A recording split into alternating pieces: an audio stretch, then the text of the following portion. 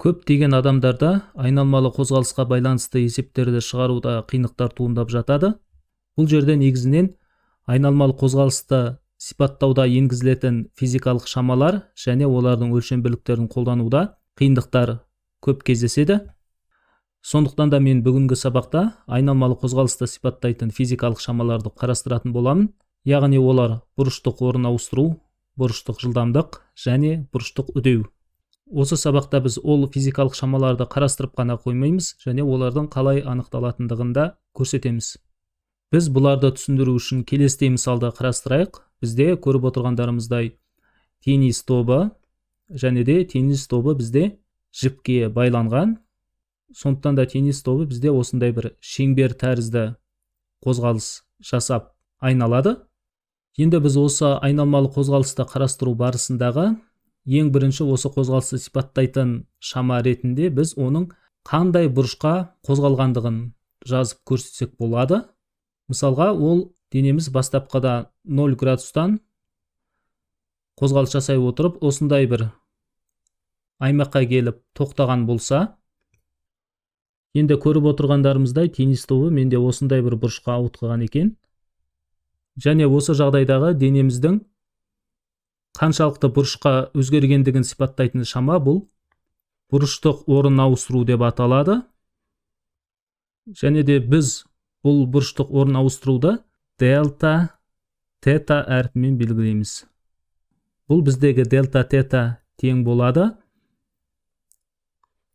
соңғы бұрыштың мәнінен бастапқы кездегі бұрыштың мәнін алып тастағанға. Бұл деп отырғанымыз, бастап кезде теннис тобы менде 0 градусты көрсетіп тұрса, сосын мен оны айналдыра отырып 180 градус болатын аумаққа дейін, яғни осы жерге дейін айналдырып алып келетін болсам, онда осы жағдай үшін бұрыштық орын ауыстырудың мәні менде 180-ге тең болған болар еді. Өйткені соңғы бұрыш менде 180 градусты көрсетіп тұр, ал бастап кездегі мәні менде 0 градуста тұрған болатын. Немесе біз осы мәнді радианмен айтатын болсақ, онда ол 1 пи радианға тең болған болар еді. Енді мен осы бастапқыда 0 градуста тұрған теннис тобын толық 1 рет және де 2 рет айналдырып қайтадан өзінің орнына алып келіп қоятын болсам, онда енді бұл жағдайда 0 градусқа тең болды деп айта алмаймын. Бұл жағдайда бұрыштық орын ауыстыру мен толық 2 рет айналым жасаған болғандықтан ол 720 градусқа тең болады, немесе 4 пи радианға тең болған болар еді. Енді мен бұл жағдайда допты 0 градустан бастап айналдыру міндетті емес. Мысалға, біздің добымыз бастап кезде 180 градусты көрсетіп тұрған аумақта тұрса, мен оны айналдыра отырып төмен қарай 270 градусты көрсететін аумаққа дейін алып келетін болсам, менде осы жағдайдағы теннис тобының бұрыштық орын ауыстыруы 180 градус бұл бастапқы мәні, соңғы мәні 270 градустан 180-ді алып тастайтын болсақ, бізде осы жағдай үшінде бұрыштық орын ауыстырудың мәні 90 градусқа тең болатын еді. Немесе оны тағы да радианмен өрнектер болса, ол пи бөлінген 2 радианға тең болады. Осылайша біз бұрыштық орын ауыстырудың қандай физикалық шама екендігіне көз жеткіздік. Және де біз бұл бұрыштық орын ауыстыруды радиан дейтін өлшем бірлік арқылы өлшейміз.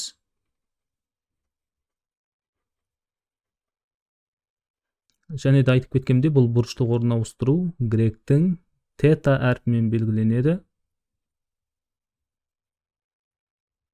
Және де біздегі бұл бұрыштық орын ауыстыру түзу сызықты қозғалыс кезіндегі орын ауыстыру физикалық шамасына ұқсас болып келеді. Мысалға, мен бастапқыда тыныштықта тұрған допта оны қозғалысқа келтіріп, қандай да бір аумаққа дейін жылжытатын болсам, онда мен осы допты орын ауыстырдым деп айтамын. Енді осы жағдайда біздің денеміз осындай бір жерге дейін қозғалыс жасап отыр. Және де біз бұны түзу сызықты қозғалыс кезінде оны жай ғана орын ауыстыру деп атаймыз. Және де бұл орын ауыстыру менде дельта x шамасымен белгіленетін, және де ол дененің соңғы орналасқан орнынан бастапқы орналасқан нүктесінің мәнін біз алып тастағанда шығатын шама болатын. Бұрыштық орын ауыстыруда соған ұқсас болып тұр. Бұл жағдайда тек денеміз соңғы кезде қандай аумақта орналасқан, сол жерде сипаттайтын градустың мәнінен біз бастапқы кездегі градустың мәнін алып тастасақ, шығатын шама бұл бұрыштық орын ауыстыру екен. Яғни осы бұрыштық орын ауыстыру бұл қалыпты жағдайдағы орын ауыстырудың аналогы болып есептелінеді екен. Және де біз білетініміздей, осы орын ауыстыру шамасын біз метрмен өлшегенбіз. Енді айналмалы қозғалыстың тағы да бір сипаттамасы бұл бұрыштық жылдамдық деп аталады. Және де ол осы жағдайдағы доптың қандай жылдамдықпен айналғандығын сипаттайды. Яғни ол егер ақырын айналатын болса, онда оның сәйкесінше бұрыштық жылдамдығы да аз деген сөз. Ал егер біздің теннис тобы үлкен жылдамдықпен айналатын болса, онда оның сәйкесінше бұрыштық жылдамдығын да біз үлкен деп атаймыз. Біз түзу сызықты қозғалыста қарастырған кезде бұл шаманы жай ғана жылдамдық деп атаған едік.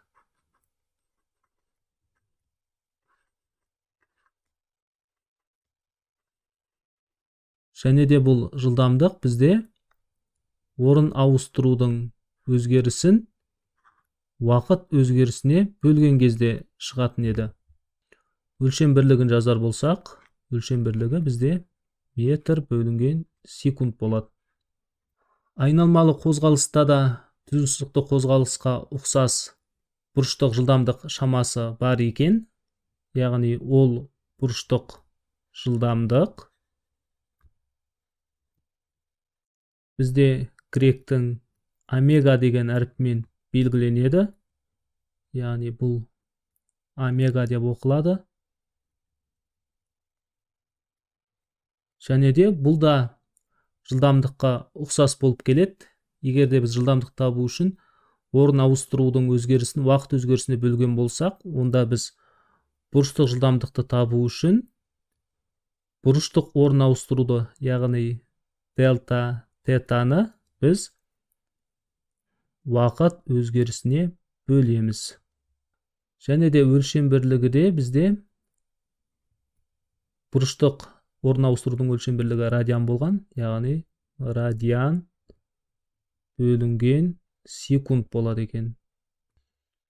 Енді түзу сызықты қозғалыс кезінде жылдамдық векторлық шама болып есептелетіндіктен, осы жағдайда бұрыштық жылдамдықта бұл векторлық шама, яғни оның белгілі бір бағыты бар. Енді бұның бағыты бізде оң қол ережесімен анықталынады. Яғни ол деп отырғанымыз, егер біздің денеміз сағат тіліне қарсы бағытта айналатын болса, онда біз ондай бағытты оң деп аламыз.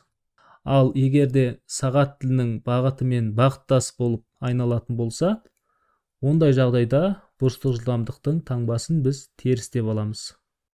Енді осы айналмалы қозғалысты сипаттайтын келесі бір физикалық шамаға көшейік. Енді біз қарастырып кеткеніміздей, түзу сызықты қозғалыс кезде орын ауыстыру физикалық шамасы бар болса, ол айналмалы қозғалыста бұрыштық орын ауыстыруға ұқсас болып келеді.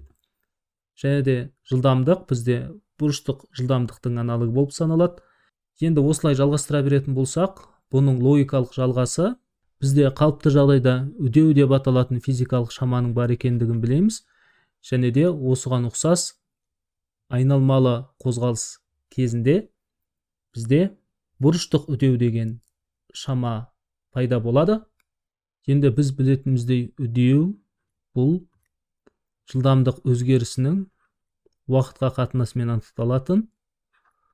Ал бұрыштық үдеу болса, ол бізде гректің эпсилон деген әріпімен белгіленеді. Яғни оның оқылуы бізде эпсилон.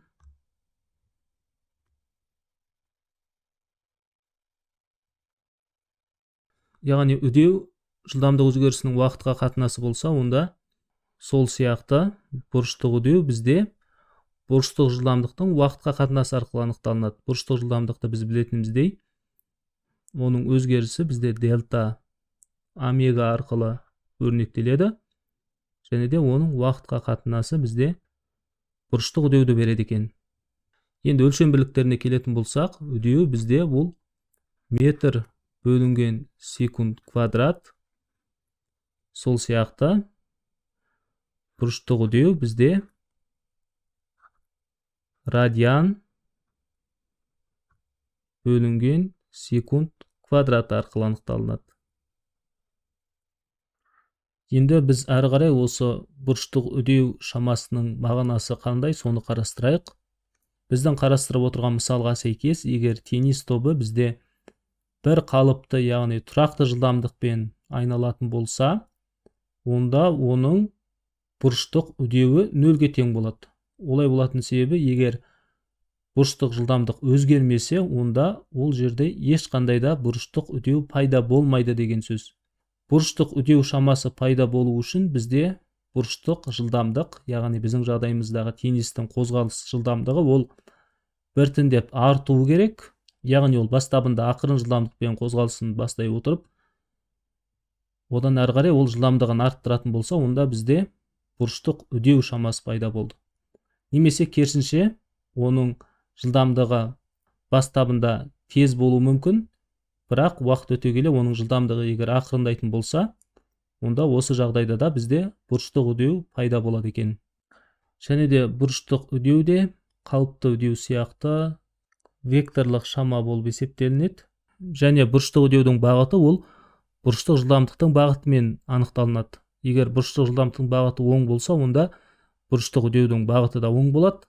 Сол сияқты бұрыштық жылдамдықтың бағыты теріс болса, онда сәйкесінше бұрыштық үдеудің бағыты да теріс болып есептелінеді екен. Яғни осы айналмалы қозғалысты сипаттауда енгізілген осы жаңа физикалық шамалар осы қозғалысты сипаттауды ыңғайлы әрі оңай ету үшін жасалынған. Енді сіздер келесі жағдайды елестетіңіздер. Біз осы қозғалысты сипаттау барысында тек қана осы доптың ғана қозғалысын емес, оған байланған жіптің әрбір нүктесінің қозғалысын сипаттауымыз керек болса, және де біз оны тек қана осы түзу сызықты қозғалысты сипаттайтын физикалық шамалар арқылы ғана сипаттаумен шектелетін болсақ, онда бұл бізге өте үлкен қиындықтар туғызатын еді. Өйткені біздегі осы шардың қозғалысын қарастыру барысында бізде осы доп осындай бір шеңберді сызып қозғалатын сияқты, осы жіптің әрбір нүктесі де белгілі бір шеңбер тәрізді қозғалыс жасай отырып, осы шеңбердің центрін айналып қозғалады. Және де бұлардың барлығы да бірдей уақыт мезетте бір рет толық айналым жасап шығатын болғандықтан, бұлардың айналу жылдамдығы әр нүктеде әртүрлі болады. Яғни ол осы шардың қозғалу жылдамдығы ол үлкенірек болса, ал осы шеңбердің центріне жақын нүктелердің айналу жылдамдығы бұл бастапқыдағы доптың жылдамдығымен салыстырғанда ол азырақ болып келеді. Олай болатын себебі, айтып кеткенімдей, толық бір айналым жасау үшін барлық нүктелер бірдей уақыт жұмсайды. Яғни қарастырып кеткенімдей, бұл жердегі әрбір нүктенің жылдамдығы әртүрлі болады. Осы доптың басындағы жылдамдық бұл көбірек болады. Сөйтіп центріне жақындаған сайын жылдамдық бізде, әр нүктенің жылдамдығы бізде ақырындай береді. Ал біз осы айналмалы қозғалысты сипаттауда біз жай ғана бұрыштық жылдамдықты қарастыратын болсақ, онда бізде бұрыштық жылдамдық осы жердегі нүктелердің әрқайсысы үшін ортақ, және де ол бірдей болып табылады. Өйткені олардың барлығы бірдей уақыт мөлшерінде бірдей бұрышқа ауытқиды. Мысалға, біздің шарымыз толық бір айналым, яғни 2 пи радиан айналым жасаған кезде, осы жердегі әрбір нүктеде 2 пи радианға тең бұрышқа айналым жасайды. Енді біз келесі мысал қарастырайық. Біздің теннис тобымыз бастап кезде теннис тобы менде 0 градусты көрсетіп тұрса, сосын мен оны айналдыра отырып 180 градус болатын аумаққа дейін, яғни осы жерге дейін айналдырып алып келетін болсам, және де ол бастапқы кезде тыныштықта тұрды. Кейін ол 180 градусқа, яғни пи радианға орын ауыстырған сәтте оған 4 секунд уақыт жұмсады деп есептейік. Ал осы денеміз соңғы нүктеге жеткен кезде оның бұрыштық жылдамдығы, яғни омега бізде 1,57 радиан бөлінген секундқа тең болсын. Және де бұл соңғы бұрыштық жылдамдық екендігін көрсетіп қоямыз. Ал бастап кезде оның бұрыштық жылдамдығы ол тыныштықта тұрғандықтан бастапқы бұрыштық жылдамдығы нөлге тең болады. Енді сіздерде сұрақ туындауы мүмкін, осы жағдайда біз бұрыштық жылдамдықты анықтау үшін неге бұрыштық жылдамдық формуласын қолданбадық? Яғни егерде біз бұрыштық жылдамдық формуласын қолдана отырып есептер болсақ, бізде омега тең болады. Бұрылу бұрышы бұл, яғни 180 градусқа бұрылды, және де 180 градус деп отырғанымыз бұл пи радиан болып есептелінеді. Яғни 1 пи 180 градусқа тең. Бөлінген уақыт бізде 4 секундқа тең. Енді 1 пи деп отырғанымыз бұл 3,14. 3,14-ті 4-ке бөлетін болсақ, 0,785 радиан бөлінген секунд бұрыштық жылдамдығы шығады екен. Енді біз осы жағдайда анықтап шыққан бұрыштық жылдамдығымыз бұл бастап кездегі дененің бұрыштық жылдамдығы емес, және де ол соңғы бұрыштық жылдамдықта емес, бұл осы денеміздің 4 секунд бойы қозғалыс жасау барысындағы орташа бұрыштық жылдамдығы болып есептелінеді. Яғни бұл орташа бұрыштық жылдамдық. Енді біз келесі формуланы қолдана отырып, оның бұрыштық үдеуін анықтай аламыз. Яғни бұрыштық үдеу бізде эпсилон тең болады. Дельта омега бөлінген дельта т. Бұл жердегі дельта омега деп отырғанымыз бұрыштық жылдамдықтың соңғы мәні алынған бұрыштық жылдамдықтың бастапқы мәні бөлінген уақыт өзгерісі.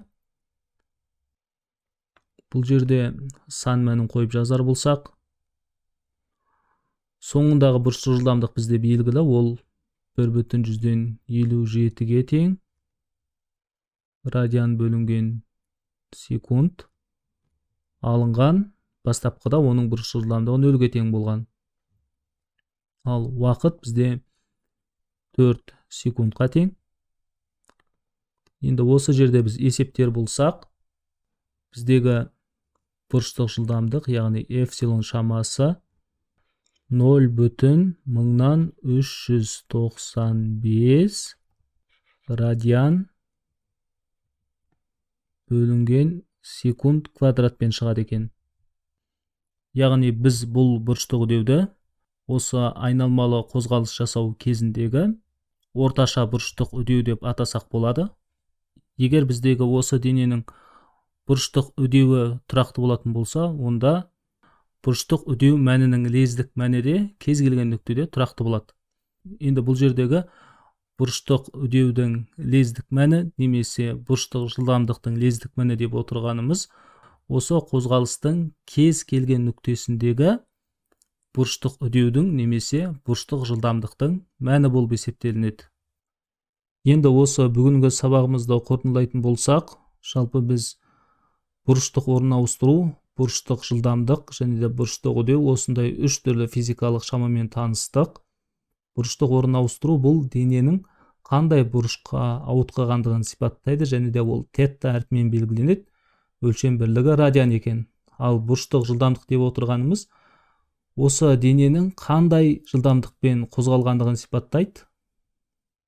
Яғни ол бізде гректің омега әрпімен белгіленді, және де өлшем бірлігі радиан бөлінген секундқа тең болды. Ал соңғы қарастырған бұрыштық үдеу шамамыз ол бұрыштық жылдамдық өзгерісінің уақытқа қатынасы болып есептелінеді, және де ол эпсилон әрпімен белгіленді, өлшем бірлігі радиан бөлінген секунд квадрат. Яғни бұл бұрыштық үдеу шамасы бұрыштық жылдамдыққа тәуелді деп айтуға болады. Егер бұрыштық жылдамдық бізде тұрақты болса, яғни бұрыштық жылдамдық өзгермесе, онда бұрыштық үдеу болмайды. Бұрыштық үдеу пайда болу үшін бізде бұрыштық жылдамдық өзгеріп отыру керек. Яғни денеміз жылдамдығын арттырып отыру керек, немесе дене жылдамдығы біртіндеп кеми бастау керек екен.